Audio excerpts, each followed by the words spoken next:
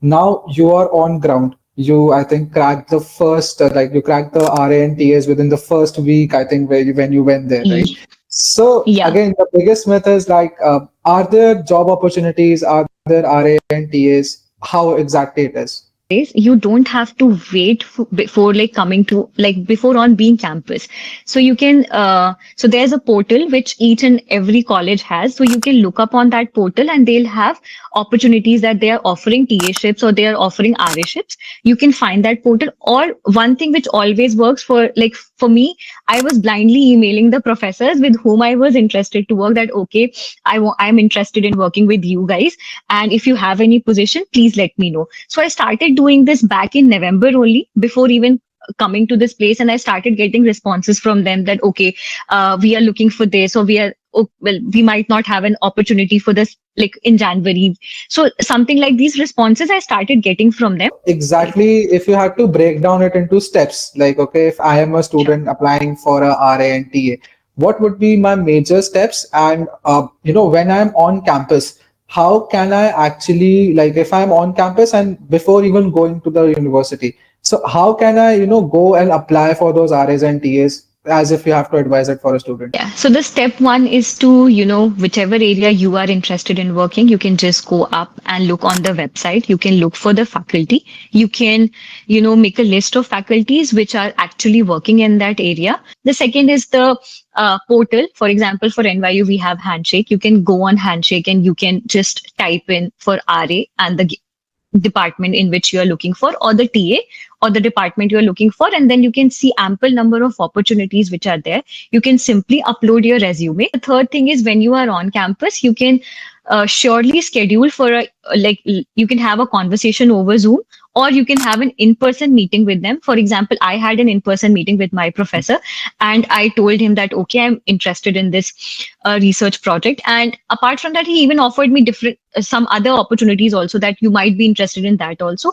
So once you are done with it, you like if you both of you are agreeing on that, there's not going to be any interviews. They simply have a discussion with you, and if you are interested, so then they can have you on board.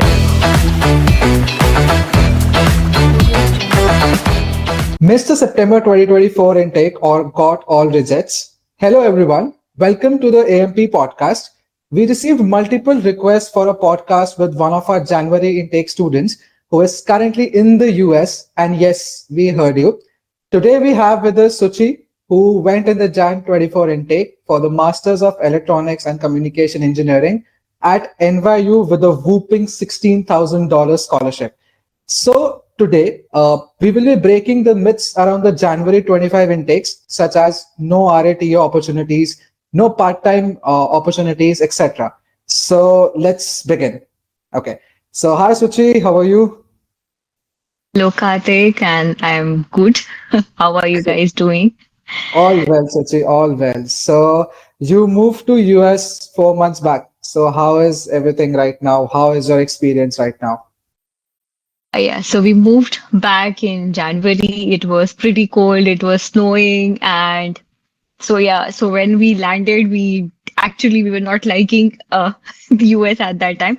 But yes, once the college started and things were pretty ramped up, and to be honest, for me, things worked out exactly as I wanted them to be. I landed up with an RA job, and then I started working. So yeah, like it was like for me, I would say it was just a cakewalk, but there was a lot of struggle which went back behind it. Right. But how the things got how they worked out, it was pretty good. Like as we expected, it worked out. Correct, correct. So I think what was the expectation versus what was the reality when you moved to US? Yeah, so it's just because I landed here in January, and that's the coldest month, and it's snowing, Right. so it was pretty cold. So it will take some time to adjust with the weather. But apart from that, it's very convenient. So once you are here, people will be there to help you, and like it's generally a myth that people won't help you, or they won't talk nicely to you. But it's not like that. People here are very friendly, so with a very small, like even if you have a very small query, or something is broken, or you can just go and talk to them, and like it gets solved very easily. So yeah, so it's pretty good here. Like, Okay. So talking about how things get done quickly and how easily it was. So how is your accommodation and how did you face any troubles while finding that? yeah, so for me, like I'll since I'm married, so I was looking for separate accommodation, and generally people were like the people are not ready to share accommodation. So I eventually opted for a studio apartment. But Okay. how things work here is it's like students generally they come in contact with each other and they find a place to live in, and it's pretty easy because most of the time like if you go on Facebook chat boxes, and here we have communities in which you can just post that okay, you are looking for a roommate, and you can try to talk to them, and that's it. And if you are looking for a shared accommodation, for example like a shared room or just a single room, you can just let them know. And it's like you can have your preferences also. For example, if somebody wants a just a vegetarian household, so they Oh, can opt for that. And if they are looking for a mix and match thing, they can even find that. So it's pretty much easy here. We even have the concept of lease transfer. So let's okay. say if somebody is getting graduated from NYU in let's say January, but like and somebody is joining in from January, so they can easily transfer their lease to that person, and that person can start living in that house. So with the help of the groups and I think the Facebook groups, you can easily find a place to live in. So why did you first opt for the January intake? What was the primary and the major reason? Yeah, so I was already applying for the fall 23 intake, and I was very like actively looking for some intake, but it eventually didn't work out. So at that time, I decided that I'm not going to wait for entire 1 year. So I came in like like I started looking for certain suggestions, and so I that's when I came in touch with you guys, and I came to know that there are a lot of opportunity which are being offered in spring. So it's not like because there are certain universities, for example the universities of California, they generally don't offer a spring intake. So at that time I was quite unsure that whether we should do it or not. But when I eventually discussed my problem, and it was very evident that there are pretty much very good options which are available, and I can easily apply to them, and I can be on board, and I don't have to wait for another, let's say, the entire cycle or another 6 more months to, come on board and start my degree. So, what was the major like? Did you do any research about the Jan intake before you even come to us? Because you would have also came across a lot of myths, a lot of questions in your mind. Okay, should I go for this or should I don't? Or should I wait for few more months and go for the major intake? So, what were your myths? What were your questions at that time? So one of the myths which I had that when you go for the Jan intakes, you don't get the TA, RA, or the GA opportunities. So this was one which was I always thought, because there were a lot of opportunities which were available for the fall intake, but usually people never, because the spring intake is quite small, so people don't get that equal opportunity when they come in the spring 24, or like the spring intake. And the other thing which I had was like sometimes like the kind of courses which are being offered. So, for example, sometimes there's a course which is being floated for the fall 24, like for the fall intake only. It might not be offered for the spring one. So this is also not the case, because once like when we looked for it, it was like that the courses are being offered for the fall intake as well, for the spring intake as well. So you don't have to wait for 6 months, or you don't have to wait for an entire semester to just go and take a course. So like will be certain courses which will be offered in certain semesters, but usually most of the courses are being offered in both the semesters. Semesters, correct, correct. So, Yeah. eventually, as you talked about RAs and TAs and the opportunities that you get, so now you are on ground. You, I think, cracked the first, like you cracked the RA and TAs within the first week, I think, when you went there, right? So, Yeah. again, the biggest myth is like, are there job opportunities? Are there RA and TAs? How exactly it is? Yeah, so for the TAs and the RAs, you don't have to wait before like coming to like before on being campus. So you can so there's a portal which each and every college has. So you can look up on that portal and they'll have opportunities that they are offering TA ships or they are offering RA ships. You can find that portal. Or one thing which always works for like for me, I was blindly emailing the professors with whom I was interested to work that okay, I'm interested in working with you guys, and if you have any position, please let me know. So I started doing this back in November only, before even coming to this place, and I started getting responses from them that okay, we are looking for this, or we are well, we might not have an opportunity for this like in January. So something like these responses I started getting from them. So even before coming, you can start emailing people, and like it's just a myth. It's surely a myth that you cannot land up a job when you're coming in spring. You can definitely get a TA and RA job. It depends on how proactive you are or like what kind of opportunity you are looking for. Right. So these RAs and TAs, right? How do they actually work? And as you said that we have to be proactive, start sending emails, and be in touch with the professors. So Right. exactly, if you had to break down it into steps, like okay, if I am a Sure. student applying for a RA and TA, what would be my major steps? And when I'm on campus, how can I actually, like if I'm on campus and before even going to the university, so how can I, go and apply for those RAs and TAs as if you have to advise it for a student? Yeah. So the step one is to, whichever area you are interested in working, you can just go up and look on the website. You can look for the faculty. You can, make a list of faculties which are actually working in that area. And like you can email them that, okay, like I am interested in this. They might not look at that email. It happens like it happened with me. The professor didn't actually like he looked at my email, but he just forgot about it. And then later on, when I had a conversation with him, he went back. So you can do that. The second is the portal. For example, for NYU, we have Handshake. You can go on Handshake and you can just type in for RA and the department in which you are looking for, or the TA or the department you are looking for, and then you can see ample number of opportunities which are there. You can simply upload your resume, and in a lot of them they mention that you can even email them, so you can email them. So for example, if I've taken some course in my bachelor's, so I am totally eligible for being a TA for that course here in whenever I join here. So you can just email the professor who is going to take that course, and they can easily decide if they want to take you or if they're considering somebody else. So that's the first step. Then the second step is the emailing.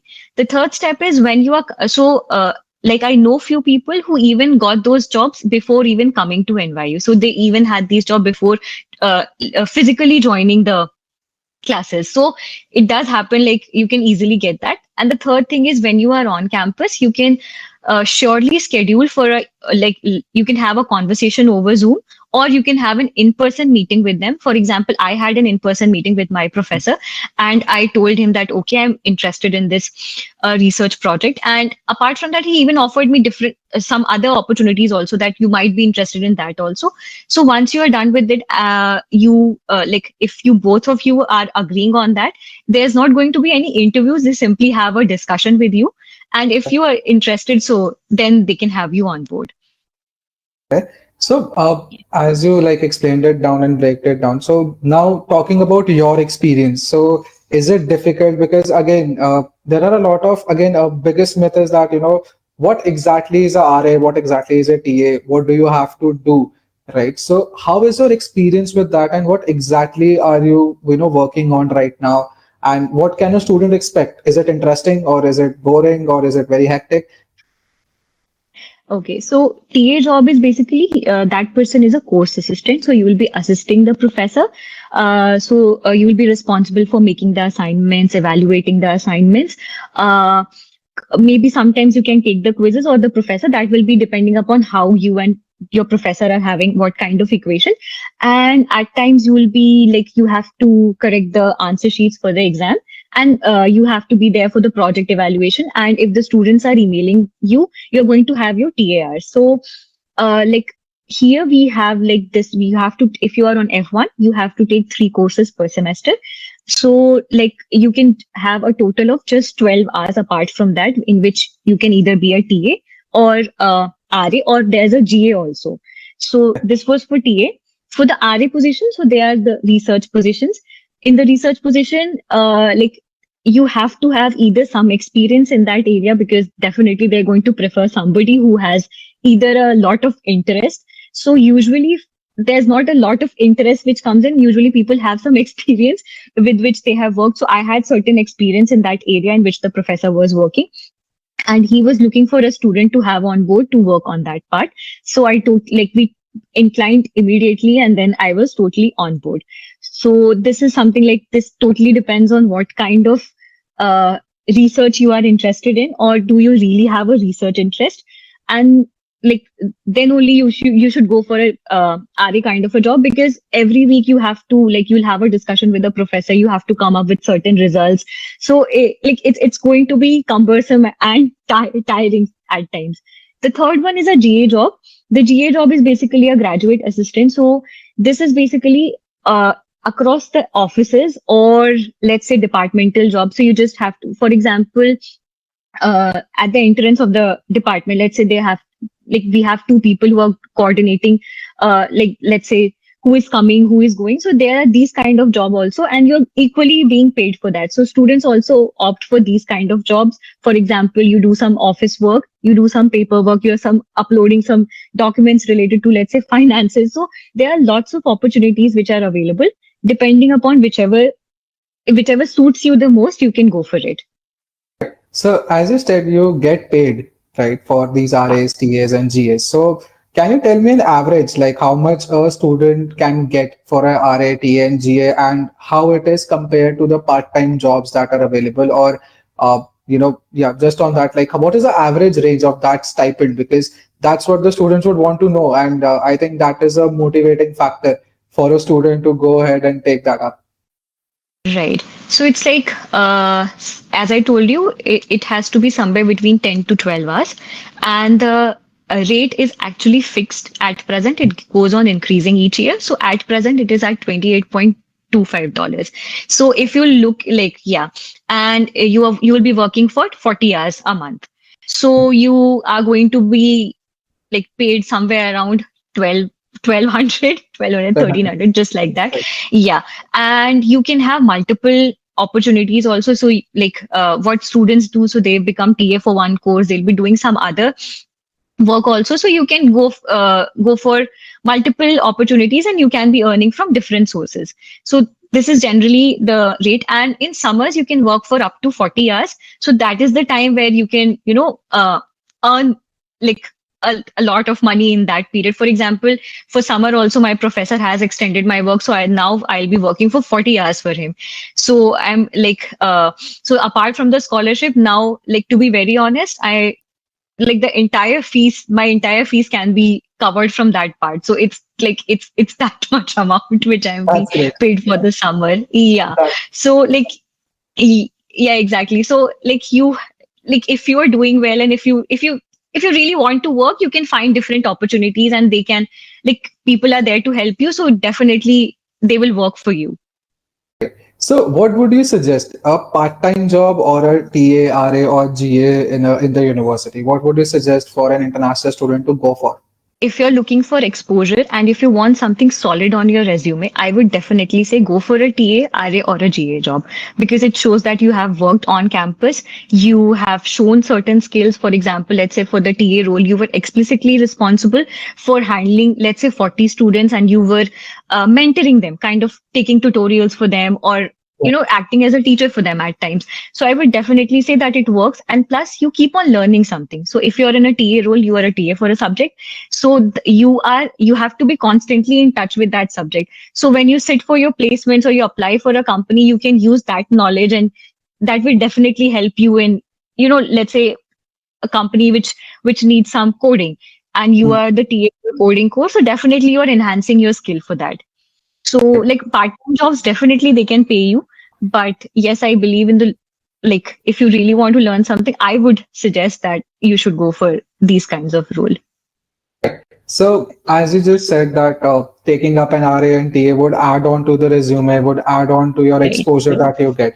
So, as now coming to the advantages. Now, advantages, I think you have told me a lot of advantages about getting a RA, TA, and GA. So, what do you think, according to you, are the disadvantages? Because nobody better than you can tell, okay, if there is any disadvantage or clashing of timings with your classes or something like that. So, how is it going at that front? Yeah. Like the clashes of timing doesn't take place here because the classes will be just once a week. It would be a 2.5 hour or a 2 hour class. So we don't have multiple classes across the week. But yes, the job demands you to do a lot of works. You have weekly meetings and you have to present results. And this is where like it says that you're working for 12 hours, but usually I'm working for like even 15 hours or even more than that. And sometimes I have very stringent deadlines. So my usually my research meeting happens on Friday. So my Wednesday, Thursday, they entirely go for that work, like because eventually I have classes on Monday, Tuesday, and Wednesday. So I don't get time beyond that. So if you have multiple deadlines, they keep on clashing with that.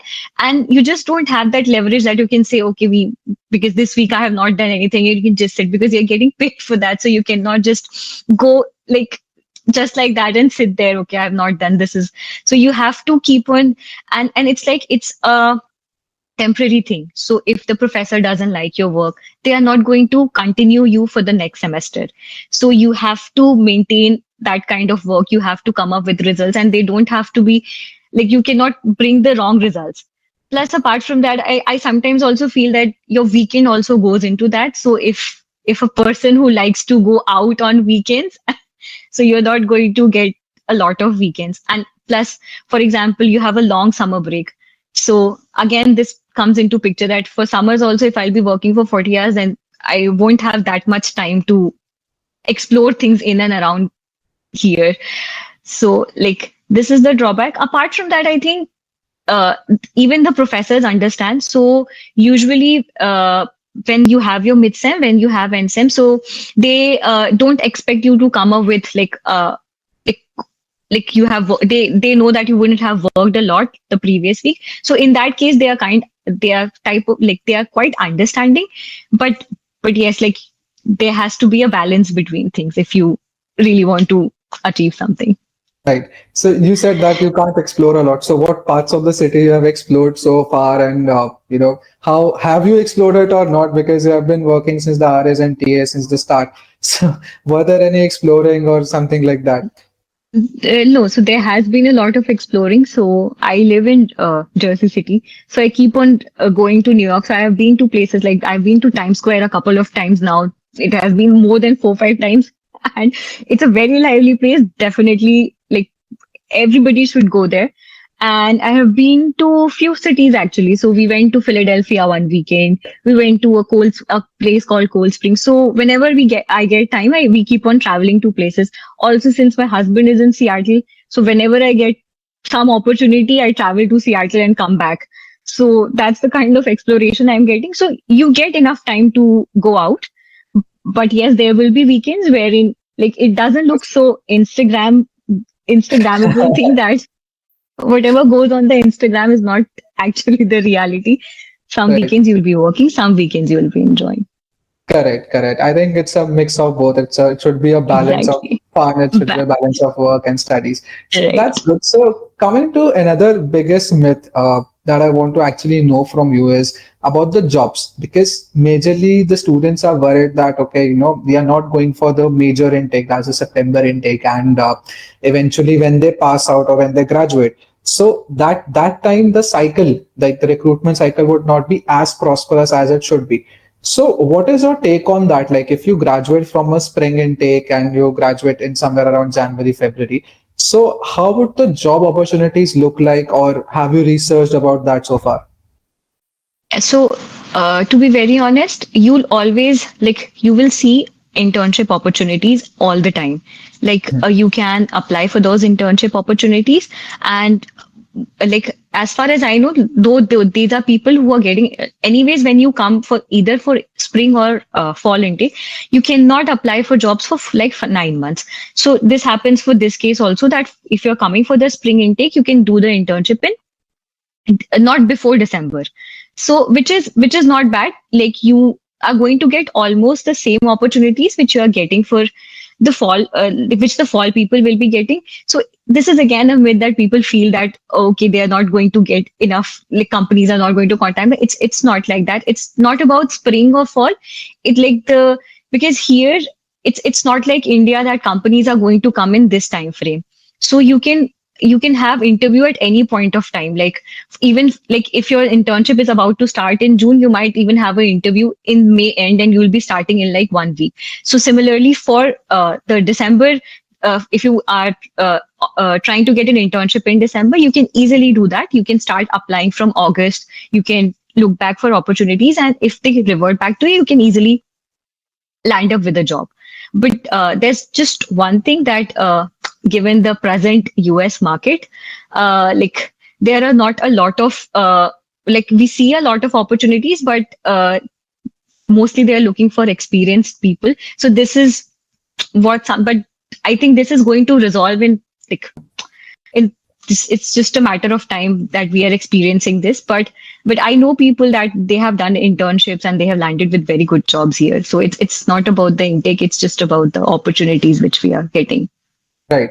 So again, another myth that I've been hearing about a lot is that when you go for the September intake, you find a very good cohort, right? You find a lot of international students, a very good community. So is it actually the truth, or in January intake, how are the student communities? How are the people? How is the cohort basically?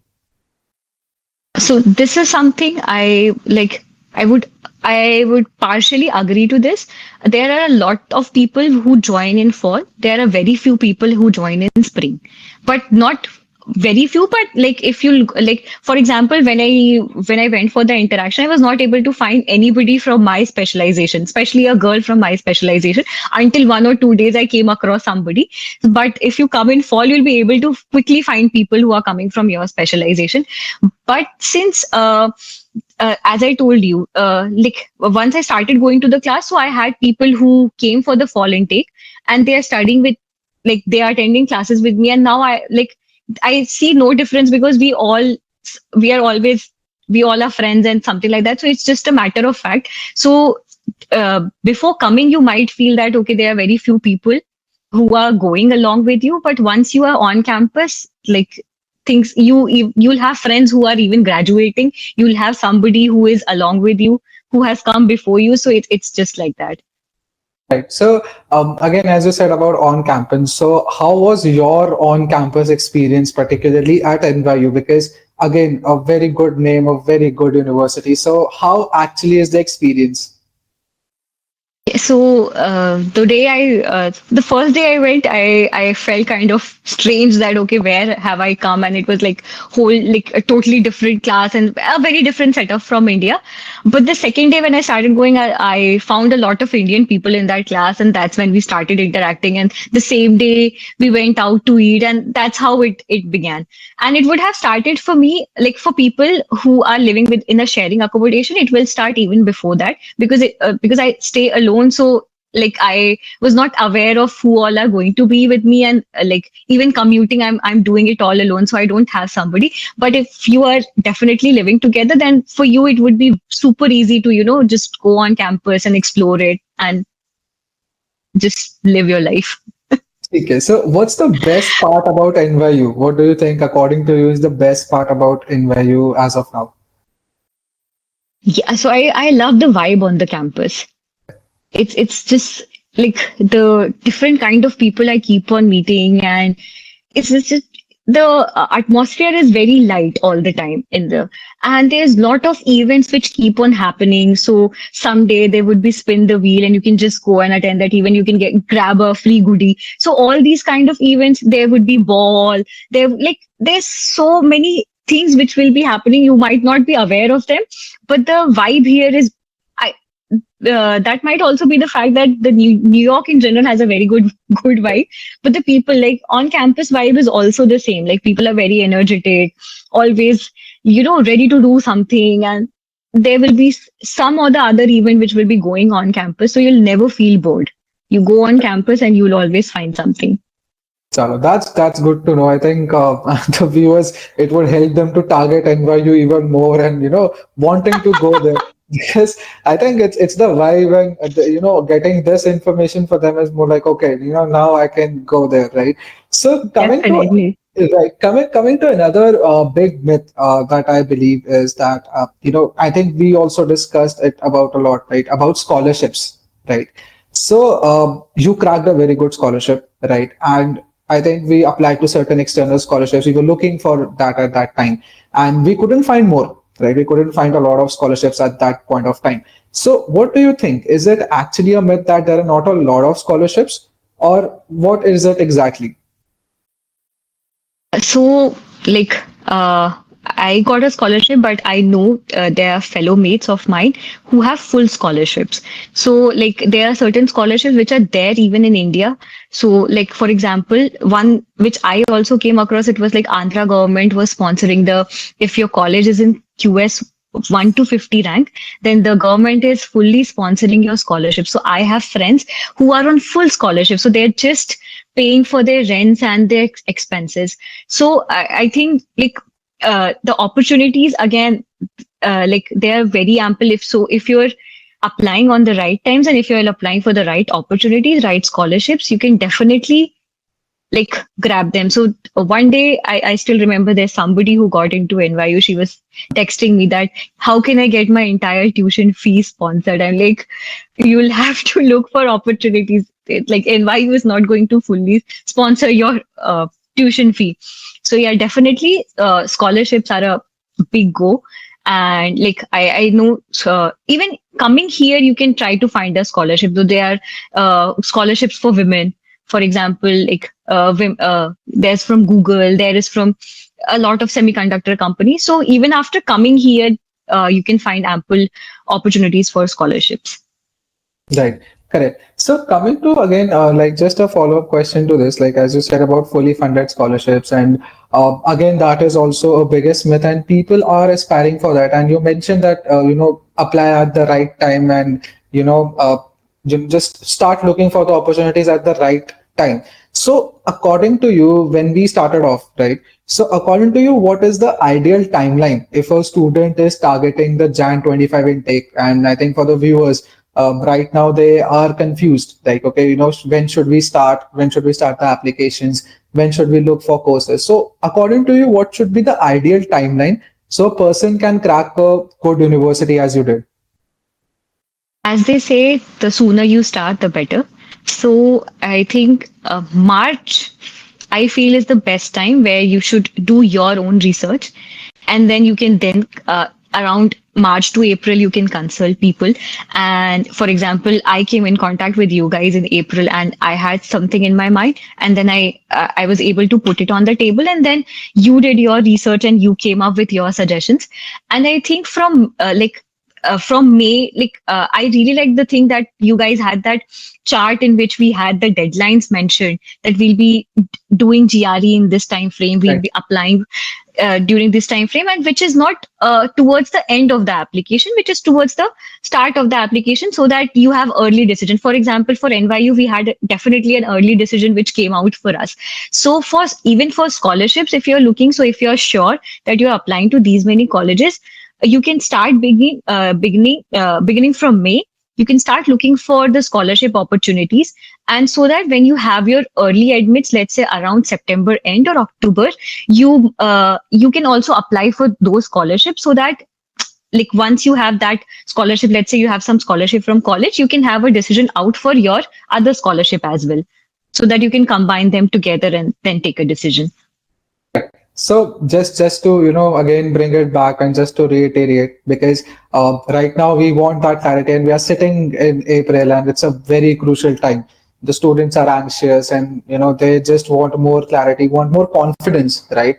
So March, April is a time where you do your own research and do your discussions. And May is the ideal time when you start looking for the universities, when you start looking for scholarships, start preparing and start, because the deadlines are very late, like they're till September, October as Right. well.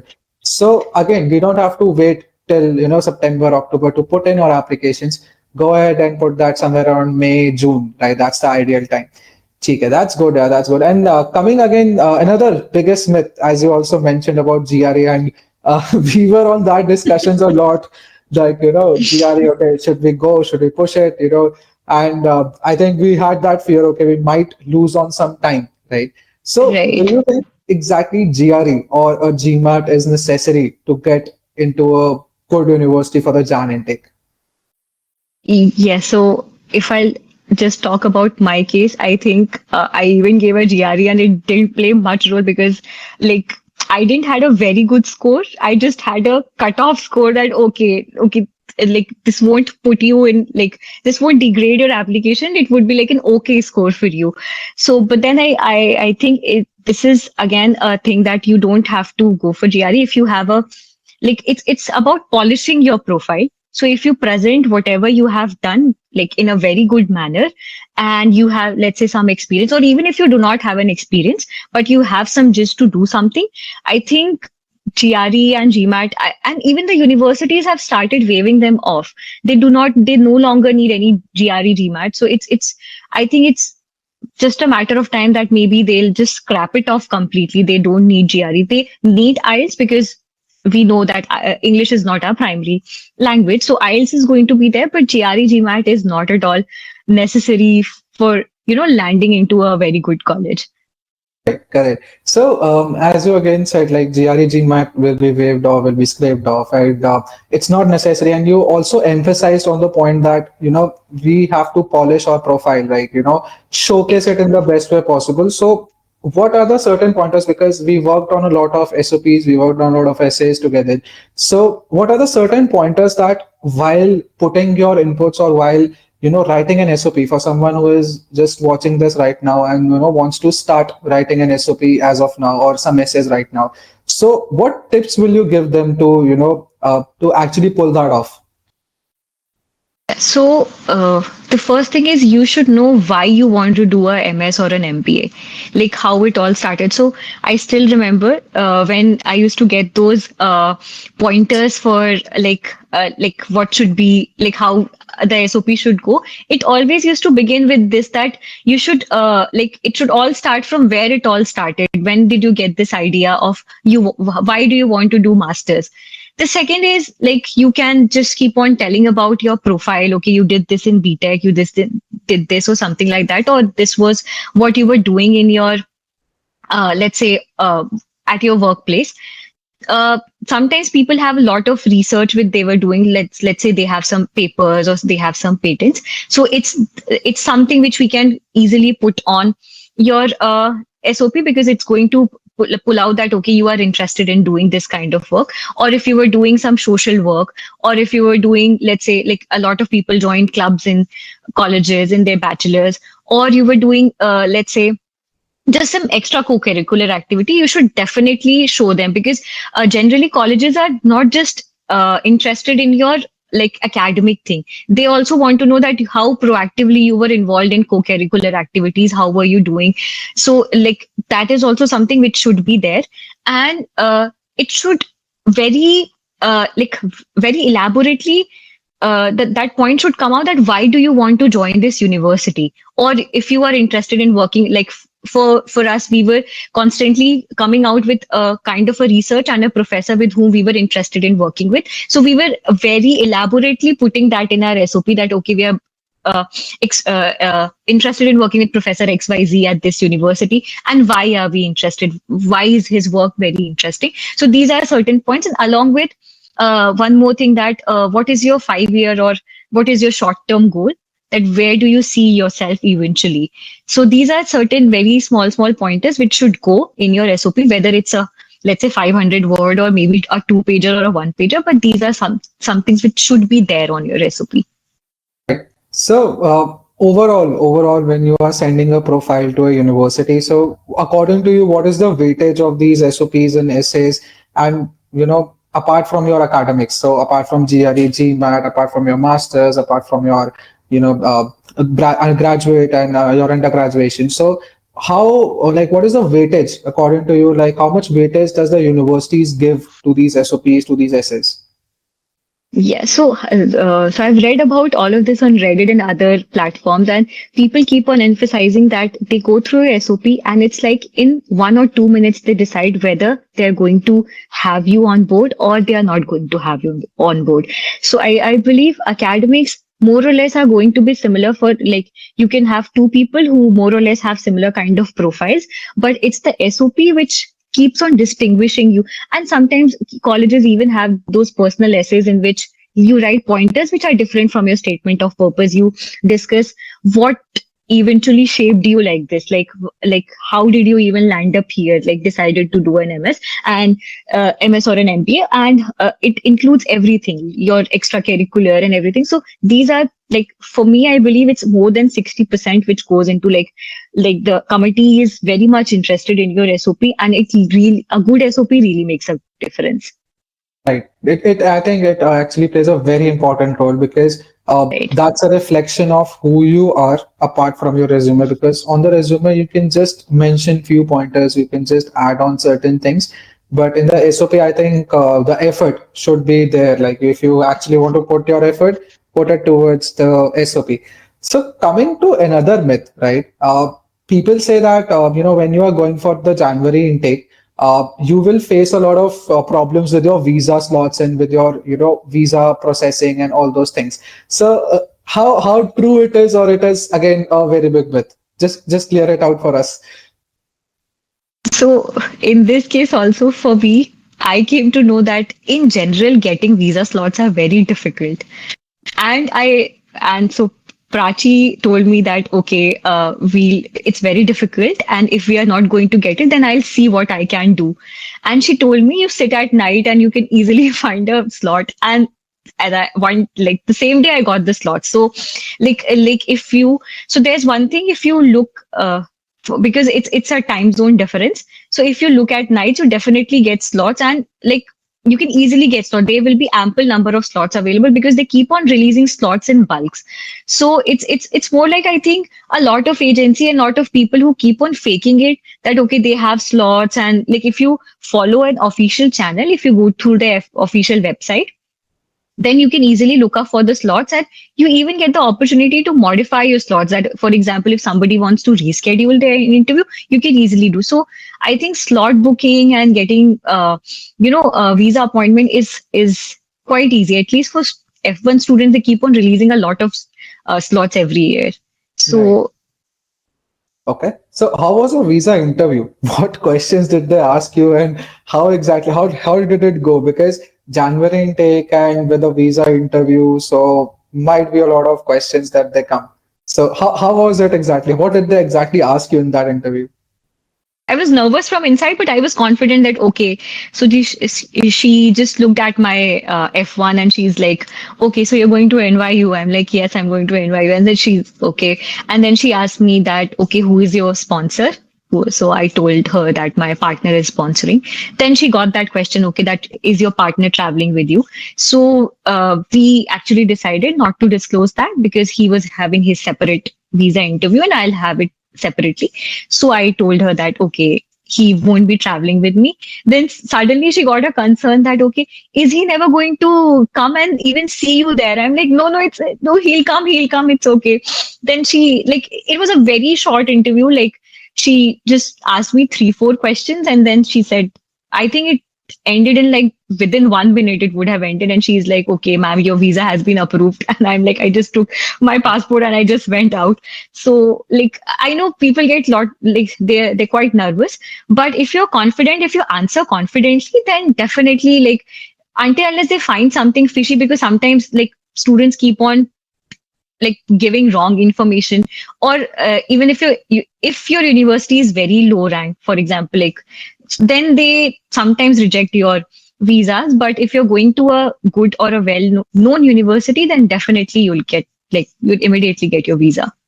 Right. So this brings us to a very important point, that your university name depends and is actually, Yeah. very, very important of you getting an approval, plus even getting opportunities. So that's very good. So okay, so Sachi, now just to come back and whatever we have discussed as of now. So just according to you, now we talked a lot of advantages or a lot of disadvantages. So let's come back to that and let's just tell me according to you what are the disadvantages, because one I can feel is the weather, which is the biggest disadvantage that I can see right now. So Yeah. according to you, what are the disadvantages of the January 25 intake? So one is definitely fewer number of people coming. So if you are coming alone, since I was coming with my partner, I don't feel that problem, to be very honest. But I can understand that if somebody is coming alone, definitely you will have fewer option because there will be very few people who will be going along with you. For example, like if you're going to good colleges, then again that spring intake is anyways very small, and then for NYU there were very few people who were coming. So or maybe you won't find anybody from your own specialization or your own branch. So it would be somebody who's going for an MBA course. So this is something I feel that because I know people, like they are my friends, and like they had a little bit of problem when they came because they were not able to find people, because people have come in fall and they usually they have a Yeah. very close group, and then it gets time, like the weather and everything, it starts hitting you, and then so this is one. At times people might feel that they like it might be related to some job opportunities, but things are not like that. But like you might not immediately get an on campus because uh, like you have just come, and there might be some courses which were floated in fall. So they'll take people as TAs from those courses only who have already done that course. So you might feel that would be just a very minor setback. It won't happen with like probability is very less, but it does happen sometimes that okay, if you have applied for a position and you got rejected because they have taken somebody who has already attended that course last semester. So this can be another drawback. Okay, great. So coming again now, the next question is the advantages. Now, what do you feel are the advantages of applying in a Jan intake and a Jan 25 intake? Should students actually go for it or they should wait? I believe if you are not so specific about certain college, for example, if somebody doesn't necessarily wants to go to Purdue who just offers admissions in fall. So if you're until unless you're very university specific, you like I think like there are colleges who are offering admissions all seasons, like they even have spring, they even have summer. So definitely you should go for it, you should definitely try for spring intakes. And I see you're getting equal opportunities even if you're going for fall, even if you're going for spring. So the opportunities here, for example, the RA, I know a person who came in fall, similar to my case, he talked to professor, he got that. Even similar things happened for me, and I know few other people who have done, like who have got opportunities, job landed up with a job like this. So like it's just what you really prefer. For example, if you want to go in spring, or if you have really specific college choices which are offering in fall only, then maybe fall can be a better choice. But if you're not so specific, you just want to go to a very good college, then I think spring is also a very good option for you. So apart from that, any other advantages that you feel that, okay, this is something that is different about spring and can be advantages for a student who is going forward with this intake? There's one more advantage which I can think of. So usually, like your graduation will be in December. You'll start your job. So in January only you can apply for your H1B, and H1B here is very important. So companies keep on filing for H1Bs. So you get equal opportunities. But if you're starting your like you quickly get that opportunity. But for somebody who will be starting working in, let's say, July or August, so they'll have to wait for another 6 months to apply for H1B. And like it's a lottery system. So like I feel that okay, so if you're graduating and you can immediately apply for it, and it Exactly. might be an advantage. Yeah, it might be a disadvantage, but like you quickly get that opportunity. You don't have to wait for like another half an year for that. So Right. yeah, that can also be one. Great, great. ठीक है, Suchi. So, coming to your learnings. So, according to you, what have been your learnings professionally, personally, and while you are there, right now? So any particular piece of learnings that you can tell us or they can, impart us, okay, be careful about this. And any advice basically for the aspirants who are looking forward for the January intake. So on on the personal terms or while commuting, so like be careful of homeless people here. Okay. You like yeah, and once you come out of your country, it's quite difficult to start living in a different country. So you will be away from your family. So you need to maintain a balance. You have to keep yourself poised that you have come here for an objective. And you should focus on that because I've seen people who get diverted because they're away from their home and they're like they start getting homesick, and because of the time difference zone you might not be able to connect with them because initially you were also establishing yourself. You're getting stuff, you're getting on board here, so you spend more time. You try to get used to the things which are happening here, so you might not be able to, you start feeling a disconnect with your family.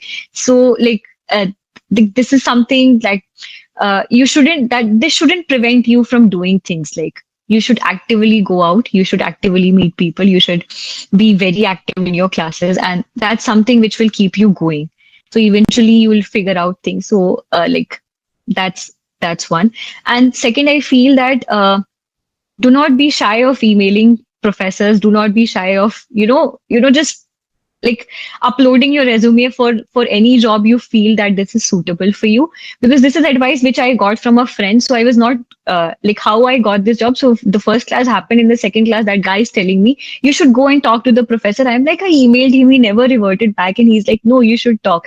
So and it actually worked. So you should never be like, this is something which I really learned, that people here are very open to talk. Even the professors, they'll call you in in their chambers, and they'll talk to you, they'll listen to what you are up to, your ideas and everything. So if do not be shy of emailing people, do not be shy of setting up a Zoom call or whatever works for you. Just go and talk to them, that okay, you have, even if you have an issue, even if you have some ideas, you should definitely go and talk to them. Correct. So I Yeah. think great pieces of advices, and definitely now in terms of applications, because you have been through the application process, you have been through a lot of, I think that time was very anxious and a lot of questions, a lot of, a lot of doubts.